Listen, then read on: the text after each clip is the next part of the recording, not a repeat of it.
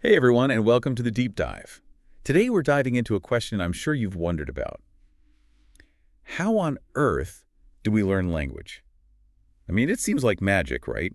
We start as these babbling babies and somehow transform into fluent speakers. So, to help us break it all down, we're taking a deep dive into Steven Pinker's language learnability and language development. It's a fascinating book and really a landmark study in the field. It really is. I know you've spent some time with Pinker's work on this. What makes it so pivotal? Well, one of the most compelling things about Pinker's work is how he lays out this really comprehensive model for language acquisition. He doesn't just focus on, like isolated pieces of the puzzle. He tries to create a framework for understanding the entire journey from start to finish. A journey. I like that. So where does this journey begin? What's Pinker's starting point? He starts with what he calls the initial state of a child's mind, Hmm. which he views as kind of like a blank slate for language. It's as if we're born with this language processor in our brains, just ready to be programmed. Okay, so we've got our blank slate. What's next? Then comes the input, the raw data, if you will. This is all those sentences a child hears, surrounded by real-life context. Right, so it's not just about the words themselves.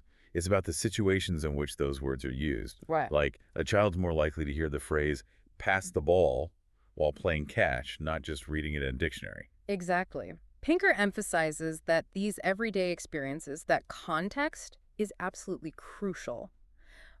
But the input alone isn't enough. I mean, we don't just passively absorb language like a Yes. sponge, right? Right. That's where the mental algorithms come in. Think of these as like the brain's tools for deciphering the patterns and rules that are kind of hidden within the language. So it's like our brains are actively searching for the code, the underlying structure of language, and all that input that's coming in. Exactly. And the final destination of this journey is, well, a fluent speaker. Of course. So how does Pinker address how we get from those early stages to fluency? Well, one thing he grapples with is some of the limitations he saw in earlier research. You see, previous studies often tried to fit children's language development into these neat little stages, almost like climbing a staircase. Okay, so like there's a point where you suddenly jump from one level of language ability up to the next, like you said, like climbing stairs. Exactly. But Pinker, he argues for something much smoother, a more continuous process. He calls it the continuity assumption. It's this idea that we're constantly building on what we already know, slowly refining and expanding our grasp of language over time. So more like a ramp than a staircase. A great way to put it. And Pinker, he argues that this idea of continuous development actually makes more sense than these alternative theories, such as something called the tadpole hypothesis, which suggests there's this abrupt shift in our language processing abilities at some point in development. So no sudden transformations from tadpole to frog in the language department. Ex- I have to admit, the idea of continuous learning, it just feels a bit more intuitive. But why is Pinker so opposed to this idea of a more sudden shift, this tadpole hypothesis? What makes the continuity assumption a better fit for him? Well, Pinker, he values parsimony, you see.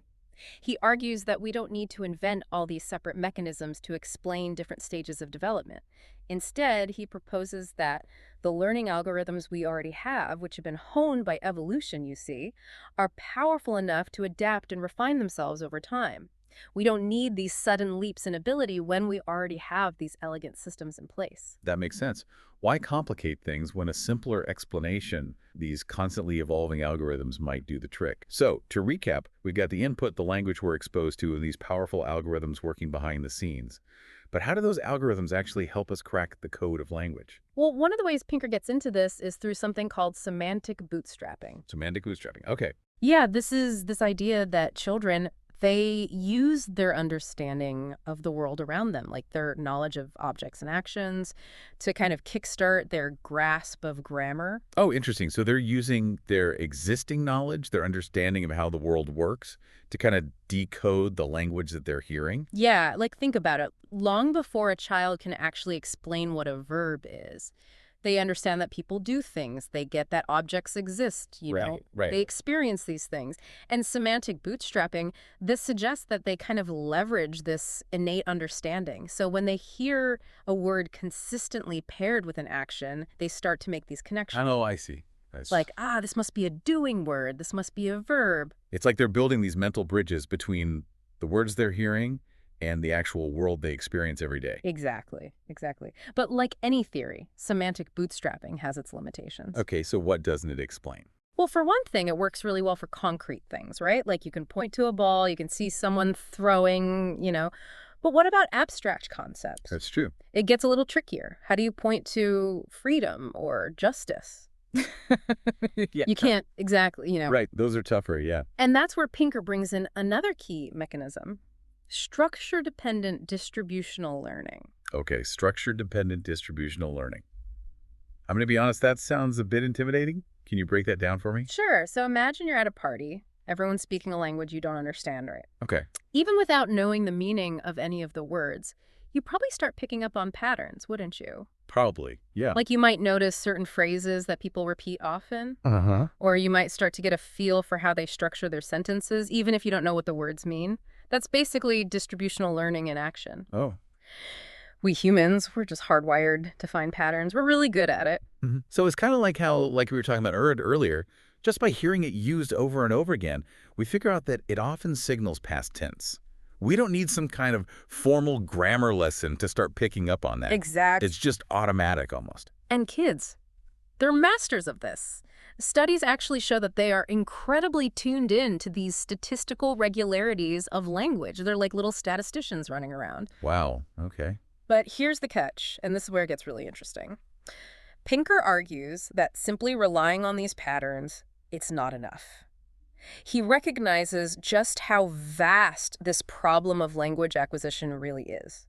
What do you mean? Well, imagine a child is kind of like a detective trying to crack a code, right? Yeah. They're faced with this incredibly intricate system. Language, there are countless potential rules, there are all these variables. Right. How did they even know which parts of language are actually important to pay attention to? That's a good point. Like, how do they avoid going down these rabbit holes of incorrect interpretations? It's like trying to solve a puzzle, but with like infinite possibilities. So how do they narrow down those options? How do they avoid just creating these overly general grammars that don't really make sense? It's almost like they've got all these puzzle pieces, right? All these words, all these patterns they're picking up on, but they still need like the instruction manual to really put it all together. That's a great analogy. So how do we go from just recognizing patterns to actually building those complex sentences? Well, this is where Pinker introduces this concept he calls phrase structure rules. Phrase structure rules, okay. Yeah, and these rules basically act as blueprints for sentences. They show us how individual words can be combined to form these larger, meaningful units. It's kind of like, those model kits? Yeah. Where you've got all these different pieces and they have to snap together in a very specific way to create that final structure. Right. Like you can't just stick them together any which way. There's a right way to do it. So it's not just about stringing words together randomly.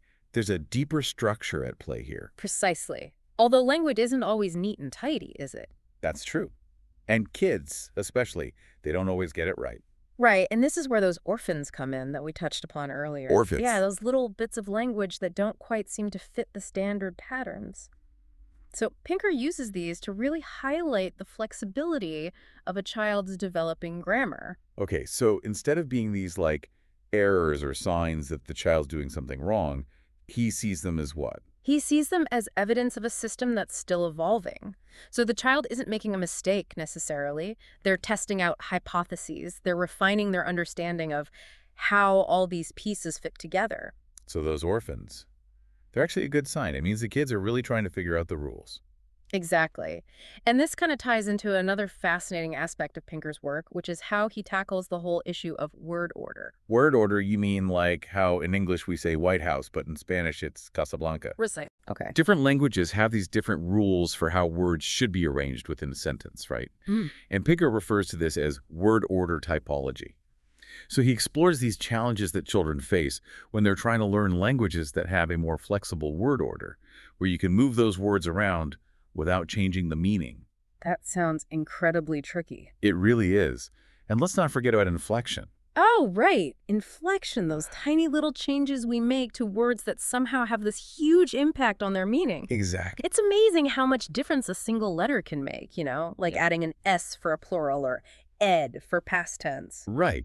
And Pinker argues that children, they use something he calls the unique entry principle to master these inflections. The unique entry principle. Okay, another one. So what is that one? Think of it like a mental filing system, yeah. Okay. Each inflectional form has its own little entry in the child's lexicon, Mm. and it's linked to the specific grammatical function it serves. So they're not just slapping an ed on everything to indicate past tense. Yeah. They're learning that go becomes went, not goed, Hmm. because each form has its own special place. Precisely. And Pinker, he illustrates this with examples from all sorts of different languages. So it's not just an English language thing. No, not at all. It's this universal kind of thing. So he shows how this principle works in languages like Turkish, which has this really complex system of suffixes, and in languages like Spanish, where a single suffix can actually convey a bunch of different grammatical meanings. Wow.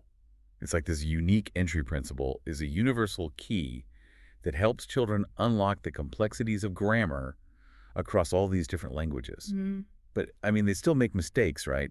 Like they're not perfect little grammarians from day one. Oh, absolutely not. And Pinker, he sees these errors as just a crucial part of the learning process. Okay. Like when a child says "goed," it's not a failure, right? It's evidence that they're actually grasping the rules and trying to apply them, even if they're not always getting it perfect. So it's a learning opportunity even when they make a mistake. Exactly. It's kind of like those aha moments, Even errors can lead to these breakthroughs in understanding. I like that. So to sum it all up, it seems like Pinker's theory is really about how all these different mechanisms, semantic bootstrapping, distributional learning, phrase structure rules, the unique entry principle, they all work together. You got it. It's not just one thing. It's this beautiful kind of like interplay of all these different cognitive processes. That's a great way to put it. Pinker's work, it offers such a rich and nuanced perspective on language acquisition. He helps us see that it's not simply about memorizing words and rules. It's about actively constructing a system of meaning. It's amazing, isn't it, when you think about it, that we start with these seemingly simple questions. How do we learn language? How do we communicate? And yet the answers, they're incredibly complex. They really are, and while Pinker's model is really elegant and it explains so much, he's also the first to acknowledge that there's still a lot we don't know. Always is, right? There always is, and that's Yeah. part of the beauty of this field, I think. There's always something new to discover. Well said. And on that note, we'll leave you, our listeners, with this final thought.